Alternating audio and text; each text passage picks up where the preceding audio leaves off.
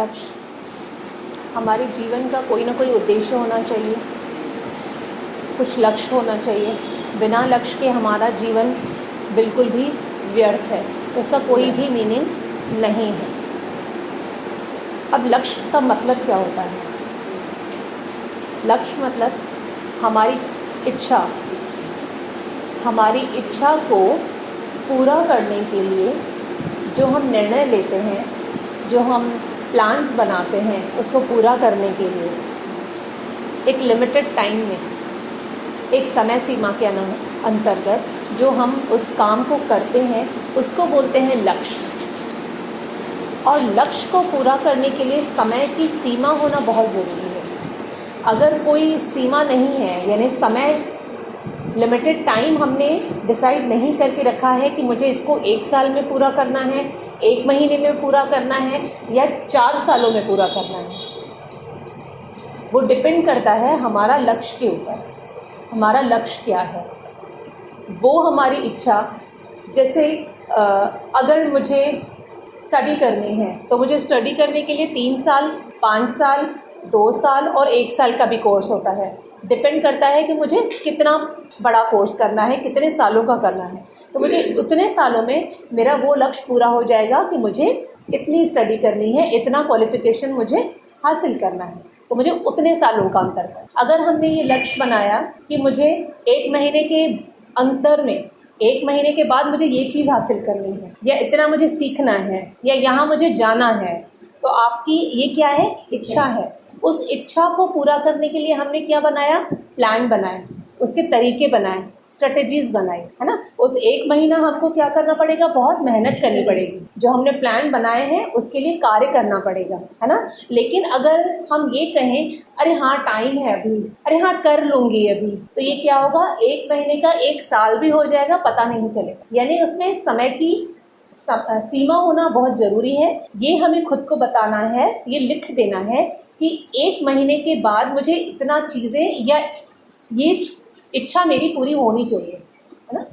और उसके लिए उतनी ही शिद्दत से कार्य करना भी ज़रूरी है। अगर हम उतने लग के कार्य नहीं करेंगे उसके लिए, तो 1 महीने का 1 साल भी हो जाएगा, पता ही नहीं चलेगा। जैसे आजकल हम लोग करते हैं, सोचते तो हैं, इच्छा तो है हमें करने के लिए, लेकिन हम कहाँ वो करते हैं? सालों निकल जाते हैं, लेकिन बाद में भी देखते हैं हम वहीं के वहीं बैठे हुए हैं। तो ये सिर्फ इच्छा है, लक्ष्य नहीं। अगर हमें लक्ष्य को प्राप्त करना है, हासिल करना है, तो उसके लिए हमें प्लान्स बनाने होंगे, लिखना होगा और स्टेप बाय स्टेप उसको फॉलो करना होगा, तब हम अपने लक्ष्य को हासिल कर सकते हैं। अब ये लक्ष्य को, कुछ लोग लक्ष्य को सेट नहीं कर पाते कि हमारे जीवन का कौन सा गोल है, कौन सा लक्ष्य है, हम डिसाइड ही नहीं कर पाते। कई बार ऐसा होता है, अगर आप कहें मुझे ये भी चीज़ बहुत अच्छे से आती है, ये काम भी मुझे बहुत अच्छे से आता है और ये भी अच्छे से आता है, अब मुझे क्या करना है, अब मुझे क्या करना है, या ये काम मुझे बहुत अच्छे से आता है लेकिन क्या मैं कर पाऊँगी? एक बड़ा सा क्वेश्चन मार्क आता है। क्या हम डिसाइड ही नहीं कर पाते कि हमारा गोल, हमारे जीवन का लक्ष्य क्या है? उसके कुछ रीज़न्स हैं जो हम देखते हैं। एक है टाल मटोल की आदत, टाल मटोल करने की आदत, हाँ आनाकानी करने की आदत कि हाँ ठीक है मैं कर लूँगी, अरे अभी तो बहुत टाइम है, ठीक है ना, एक दिन गया ना, क्या फ़र्क पड़ता है, आज एंजॉय तो कर लूँ, आज ये पार्टी अटेंड कर लूँ, चलो आज थोड़ी देर मैं सो लेती हूँ। वो करते करते करते हाँ मैं कर लूँगी, हाँ मैं कर लूँगी, वो करते करते सालों साल निकल जाता है, समय निकलता जाता है, लेकिन कोई लक्ष्य बन नहीं पाता। उसके लिए हमें क्या करने की ज़रूरत है? नहीं, अभी मतलब अभी हमें एग्ज़ाम देनी होती है, हम क्या करते थे? हम अपना स्कूल टाइम याद करें, हम क्या करते थे? रात रात भर जाग के भी पढ़ाई करते थे, सुबह एग्ज़ाम देने जाना है, तभी हमने एग्ज़ाम्स को पास किया। अगर हम ये कहते रहने दो ना, अगले साल फिर से पढ़ लूँगी, फिर से एग्ज़ाम दे दूँगी, तो क्या पॉसिबल होता कि वो एग्ज़ाम हम पास कर पाते? नहीं। वो हमारे ऊपर डंडा रखा हुआ था, तलवार लटकी हुई थी कि कल एग्ज़ाम है, नहीं तो मम्मी पापा डांटते मारते, तो इसीलिए हमें उठ के पढ़ना है कि मुझे पास होना है। या हमारी खुद की इच्छा थी कि मुझे इतना एजुकेशन हासिल करना है, इस लेवल पे पहुंचना है, इसलिए मुझे इतनी पढ़ाई करनी पड़ेगी। सही है, वो हमारा लक्ष्य था। उसके लिए हमने क्या किया? जी तोड़ मेहनत की।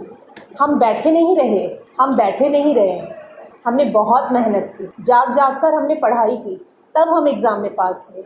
यानी काम करना पड़ा तो लक्ष्य हासिल हुआ, तो एग्ज़ाम में पास हुआ।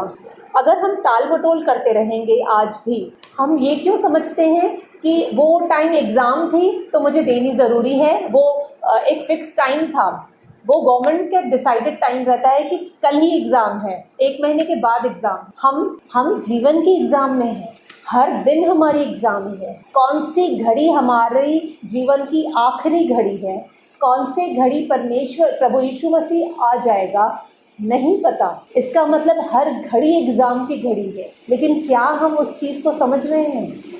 नहीं समझ रहे हैं। अगर समझ रहे होते तो अपने समय को व्यर्थ नहीं गंवाते। तो जो लोग लक्ष्य नहीं बना पाते हैं वो टाल मटोल करते रहते हैं। नहीं, हमें ये कहना है आज अभी इसी वक्त मुझे डिसाइड करना होगा कि मेरा लक्ष्य क्या है, मेरा गोल क्या है। उसके लिए जब हमें समझ में आता है कि ये मैं कर सकती हूँ, इतना मुझे आता है, इतना मैं सीख सकती हूँ, इतने समय में हमें तुरंत एक डायरी बनानी चाहिए, लिख लेना चाहिए उसमें कि मेरे जीवन का लक्ष्य ये है। हमें उसको अपनी डायरी में लिख लेना है। और सिर्फ लिखना ही नहीं है, उसके लिए एक स्ट्रेटजी प्लान करनी बनानी पड़ेगी। स्ट्रेटजी मतलब पूरी प्लानिंग करनी पड़ेगी। पहले मुझे स्टेप बाय स्टेप मुझे क्या करना पड़ेगा, प्लानिंग करनी पड़ेगी कि पहले मुझे कौन सा कदम उठाना है, उसके बाद अगर ये चीज़ मैंने हासिल कर दी, उसके बाद मुझे कौन सा कदम उठाना है। स्टेप बाय स्टेप आपको पूरी प्लानिंग बनानी पड़ेगी, स्ट्रेटजी बनानी पड़ेगी। वो स्ट्रेटजी को बनाने और वो लिख लेना है हमें। वो इसलिए लिख लेना है कि जैसे स्टेप बाय स्टेप हमने उसको फॉलो किया, तो जैसे पहला हमने पॉइंट हासिल कर लिया तो हमें खुशी होती है, अरे हाँ ये तो मुझसे हो गया, चलो अब दूसरे काम की तरफ आगे बढ़ते हैं। इसलिए लिखना ज़रूरी है और उसको टिक करते जाना है कि हाँ ये काम मैंने कर लिया, ये कर लिया, ये कर लिया। जब हम स्टेप बाय स्टेप हम आगे बढ़ेंगे तो एक दिन अपने लक्ष्य को प्राप्त कर लेंगे, हासिल कर लेंगे। इसलिए लिखना ज़रूरी है, खुद को उत्साहित करने के लिए, खुद को इनकरेज करने के लिए। जब काम हो जाता है तो हमें बहुत खुशी होती है, अरे यस मैंने जो सोचा था वो हो गया, yes I can do it, I did it. हम कितना खुश होते हैं। सेम इसलिए लिखना ज़रूरी है। दूसरा पॉइंट है, असफल होने के डर से लोग लक्ष्य नहीं बनाते हैं। अरे बना तो दो लक्ष्य, कोई बड़ी बात नहीं है, लेकिन अगर मैं फेल हो गई तो, अगर मैं उसे हासिल नहीं कर पाई तो मुझे लोग क्या कहेंगे। अरे फेल हो गई, यही है, अरे फेल हो गई, बड़ी बड़ी बातें करती थी, फेल हो गई। तो असफल होने के डर से हम अपने जीवन का कोई लक्ष्य नहीं बनाते, हम वो काम करना स्टार्ट ही नहीं करते। सबसे पहले अगर हम लक्ष्य बनाते हैं तो हमें किसी और को नहीं बताना है, क्योंकि यही दुनिया है, यही लोग हैं कि हमारे टांग खींचने के लिए बहुत पीछे पड़े रहते हैं, हमारी हंसी उड़ाने के पीछे रहते हैं। अरे कर पाएगी क्या, अरे तेरे को आता है क्या। हमारा क्या होता है, मॉरल वहीं डाउन हो जाता है। हमें किसी को बताने की ज़रूरत नहीं है। अगर हम अपना लक्ष्य बनाते हैं तो मैं और मेरा प्रभु, हम दोनों को पता होना चाहिए, क्योंकि वो परमेश्वर है जो मेरी सहायता करेगा। वही एकमात्र परमेश्वर है जो मुझे स्ट्रेंथ भी देगा, पावर भी देगा, नॉलेज भी देगा कि मुझे कौन सा रास्ता अख्तियार करना है या किस रास्ते से मुझे जाना है और मुझे क्या चाहिए उस लक्ष्य को पाने के लिए। ये लोग हमारी सहायता नहीं करेंगे। आइए एक वचन निकालते हैं, क्योंकि जो डर है वो बहुत ही ऐसा होता है कि हम कभी कोई काम करने ही नहीं देता, और जब डर आता है तो उस डर की वजह से शैतान हमारे जीवन में प्रवेश करता है, और जब शैतान ने एंटर कर लिया तो हम जो काम हमें आता है हम उसको करने से भी डरते हैं, है ना। आइए वचन देखते हैं, यशाया उसका 41 का 13।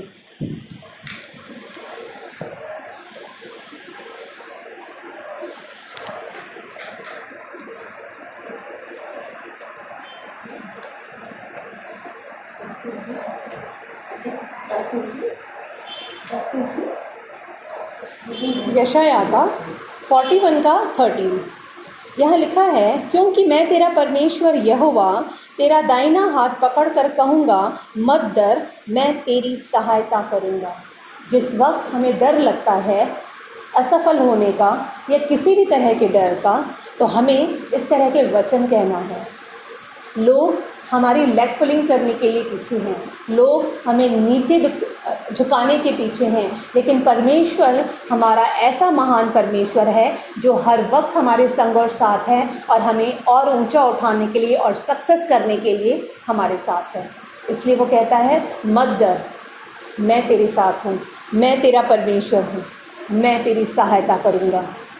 जब परमेश्वर, तो सच्चा और महान परमेश्वर हमारे साथ है हमारी मदद करने के लिए, तो हम क्यों लोगों की के तरफ हम दृष्टि लगाते हैं? क्यों हम उनकी उम्मीद करते हैं कि ये मेरी सहायता करेगा या ये मेरी मदद करेगा? हम क्यों उनकी उम्मीद लगाते हैं? क्योंकि प्रियो, हम जब उम्मीद करते हैं किसी से, हम दुख पाते हैं। जब हम लोगों से उम्मीद करते हैं, हमेशा दुख पाते हैं, क्योंकि हमारी एक्सपेक्टेशन जो लोगों से है वो कभी खरी नहीं उतरती, कभी नहीं। चाहे वो हमारे रिश्तेदार हो या फ्रेंड सर्कल हो या कोई भी इंसान हो, हमें कभी किसी से उम्मीद नहीं रखनी। हमें सिर्फ और सिर्फ उम्मीद रखनी है हमारे महान परमेश्वर से। वही है जो हमारी सहायता करता है, वही है जो हमें और ऊंचा उठा सकता है। आज जहाँ हैं हमें कई गुना ऊपर उठा सकता है, लोग नहीं। एक छोटी सी स्टोरी मुझे यहाँ याद आ रही है। कुएं में बहुत सारे मेंढक थे, शायद आप लोगों ने सुनी भी होगी। कुएं में बहुत सारे मेंढक थे। जैसे ही मेंढकों ने सोचा कि हम लोग बाहर आते हैं कुएं से, जैसे ही मेंढक ऊपर चढ़ते थे, जो नीचे मेंढक थे उनकी टांग खींच के उसको नीचे कर देते थे और क्या बोलते थे, अरे रहने दे, तुझसे नहीं होगा, तुम कभी ऊपर इस कुएं से बाहर नहीं निकल सकते, इतना ऊपर नहीं चढ़ सकते। ऐसे करके हर मेंढक दूसरे मेंढक की टांग खींच के उसको नीचे गिरा देता था। एक मेंढक आधा कुआं चढ़ गया, आधे कुएं तक ऊपर तक चढ़ गया। नीचे से चिल्लाए जा रहे हैं, बाकी मेंढक चिल्लाए जा रहे हैं और कि नहीं जा सकता, तो कुछ नहीं निकल सकता, तो नहीं निकल सकता, उसका मॉरल डाउन किए जा रहे हैं। और वो जब मेंढक नीचे देख रहा है तो क्या समझ रहा है कि ये लोग मुझे बहुत अप्रिशिएट कर रहे हैं, ये मुझे बहुत इनकरेज कर रहे हैं कि यस तुम कर सकते हो, यस तुम कर सकते हो। और ऐसे करते करते वो बाहर निकल गया। तो एक और दूसरे मेंढक जो बाहर ही खड़ा था, उसने उससे पूछा कि सारे मेंढक तुम्हारा इतना मॉरल डाउन कर रहे थे, तुम्हें इतना नीचे गिरा रहे थे कि तुम कुछ नहीं कर सकते, तुम नहीं कर सकते, फिर भी तुमने क्यों नहीं सुना? फिर भी तुम्हें एहसास नहीं हुआ कि तुम्हें नहीं कर सकते, कि तुम कैसे कर पाए? तो उसने क्या कहा, न मैं सुन सकता हूँ न बोल सकता हूँ। यानी वो मेंढक न सुन सकता था न बोल सकता था, वो सुन नहीं सकता था, इसीलिए जिन दूसरे मेंढकों ने उसका इतना मॉरल डाउन करने की कोशिश की, उसको इतना नीचे झुकाने की कोशिश की, और वो उसने सुना नहीं, क्योंकि वो सुन नहीं पाया, सुनता ही नहीं था, बहरा था वो। और उसने क्या समझा कि ये लोग मुझे बहुत इनकरेज कर रहे हैं कि yes you can do it, yes तुम आगे बढ़ जाओ, तुम बाहर निकल जाओ, और वो निकल गया। कहने का मतलब क्या है, हमें ऐसे ही इस संसार के लोगों में अगर हमें अपने लक्ष्य को प्राप्त करना है तो गूंगा भी होना पड़ेगा और बहरा भी होना पड़ेगा। जब हम नहीं सुनेंगे तो बात ही खत्म हो गई। लोग हमें नीचे झुकाने के लिए हैं, इस दुनिया से हमें अपने आप को बहरा करना पड़ेगा, क्योंकि अगर हम नहीं करेंगे तो हम लक्ष्य को प्राप्त नहीं कर सकते, हम सच में कुछ नहीं कर सकते। इसके विपरीत अगर हम अपने अंदर झांके तो प्रभु यीशु मसीह ने, परमेश्वर पिता ने और पवित्र आत्मा ने, तीनों ने मिलकर हमें बनाया है। कैसे बनाया है? अपने स्वरूप और अपने आकार में उन्होंने खुद हमें रचा है। तो क्या परमेश्वर की बनाई हुई चीज़ ऐसी ही है, अर्थहीन है? क्या हम अर्थहीन हैं? उसका कोई वैल्यू नहीं है हमारी? बिल्कुल है। परमेश्वर ने अपनी क्वालिटीज़ हमारे अंदर उंडेली है, लेकिन हम क्या कर रहे हैं, उसकी तो वैल्यू ही नहीं कर रहे हैं। अगर अपने अंदर झांकें तो हम पाएंगे कि हमारे अंदर क्वालिटीज़ का खजाना है, लेकिन इन लोगों की बातें सुन सुन के तुम नहीं कर सकती, तुम नहीं बढ़ सकती। अरे तुम पास कर सकती हो, बिल्कुल नहीं, तुम फेल हो जाओगी। ये लोग क्या कहेंगे, हम उस डर से काम करते ही नहीं हैं, हम लक्ष्य को बनाते ही नहीं हैं और वहीं के वहीं बैठे रहते हैं। टाइम गुजरता जा रहा है। आज हमारी उम्र के 40 साल बीत गए हैं, करीब करीब 40 सालों में हमने क्या हासिल किया है। आज जितनी क्वालिटीज़ हमारे अंदर हैं, हम और आगे बढ़ सकते थे, नहीं किया। क्यों? ये क्या कहेगा, वो क्या कहेगा। अगर हम फेल हो गए तो सब बातों को साइड कर देना है। ये लोग कुछ नहीं हैं। ये खुश होते हैं जब हम नीचे जाते हैं, लेकिन परमेश्वर दुखी होता है जब हम नीचे जाते हैं। परमेश्वर खुश होता है जब हम उसकी तरफ देखकर, परमेश्वर पर विश्वास करके, उसके वचन को फॉलो करके हम आगे बढ़ते जाते हैं। हमें क्या चॉइस करना है, हमें क्या चुनना है? आगे बढ़ना, परमेश्वर को देखकर आगे बढ़ना, या इस दुनिया को देखकर नीचे होना, उन्हीं के समान बैठे रहना, उन्हीं की मंडली में बैठना। हम क्या चाहते हैं, ये डिसाइड हमें करना है। आइए वचन और देखते हैं। इब्रानियों का 13 अध्याय उसका 6 पद। इब्रानियों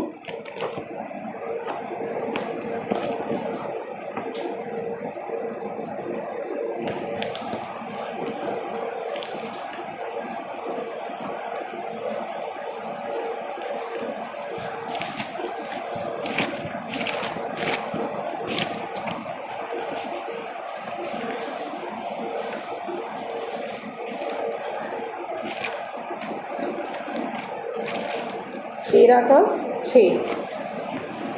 इसलिए हम बेधड़क होकर कहते हैं कि प्रभु मेरा सहायक है, मैं न डरूंगा। मनुष्य मेरा क्या कर सकता है? मनुष्य मेरा कुछ नहीं कर सकता। कब? जब परमेश्वर मेरे साथ है।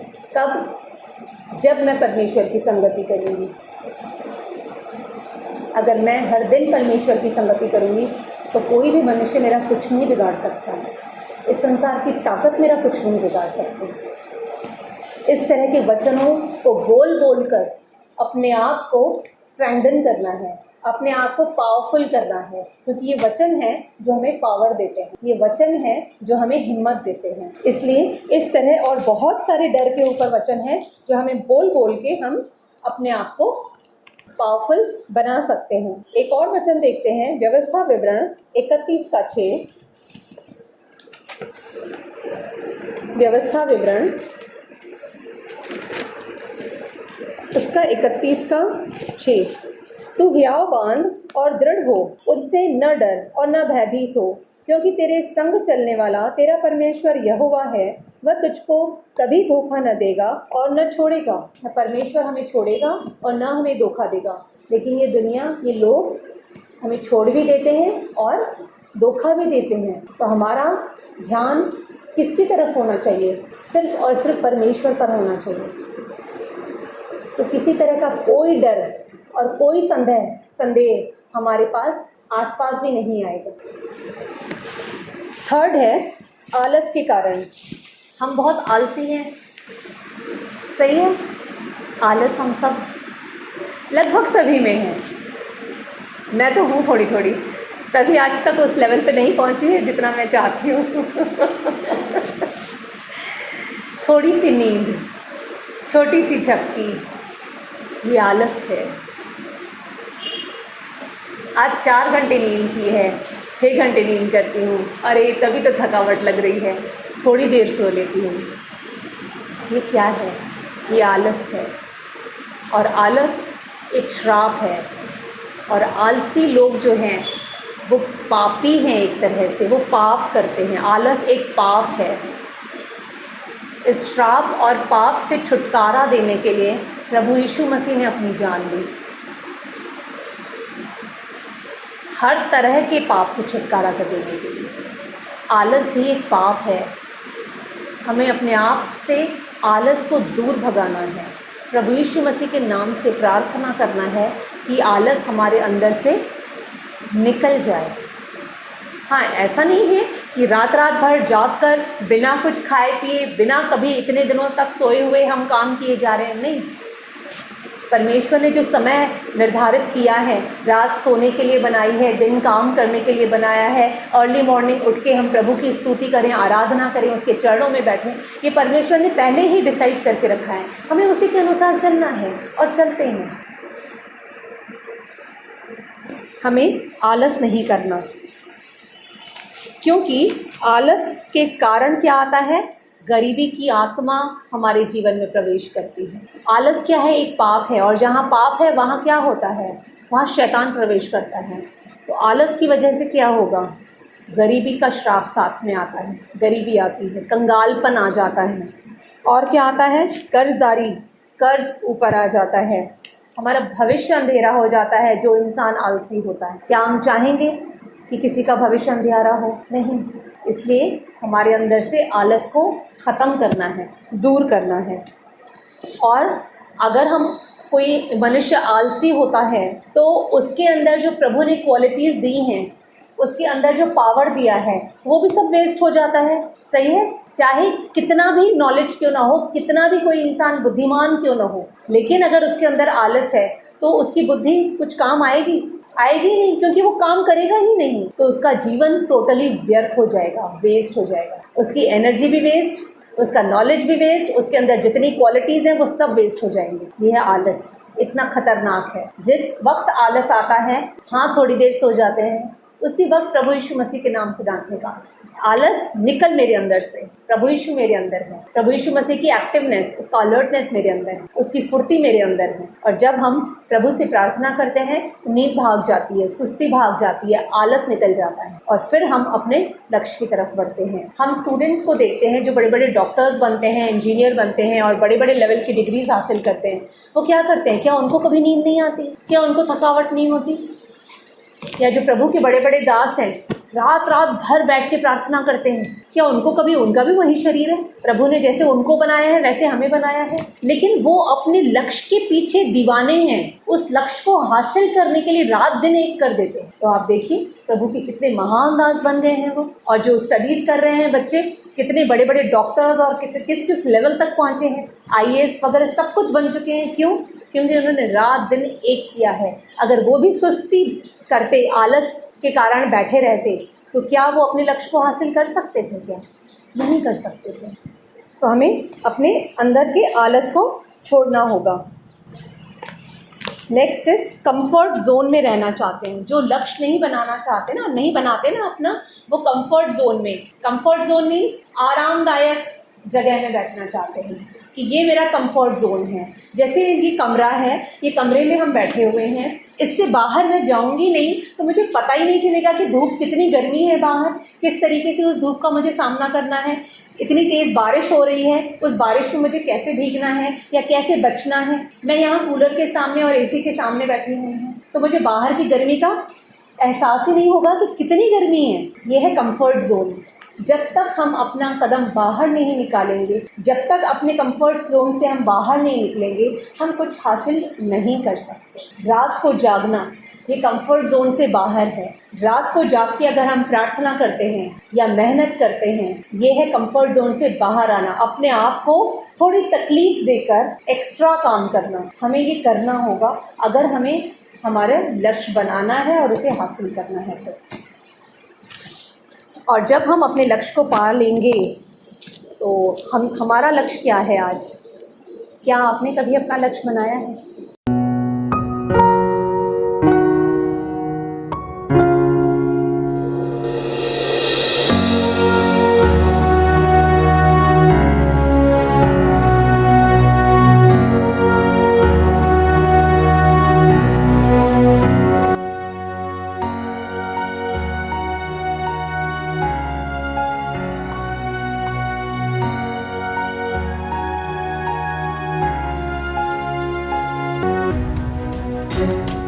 Thank you.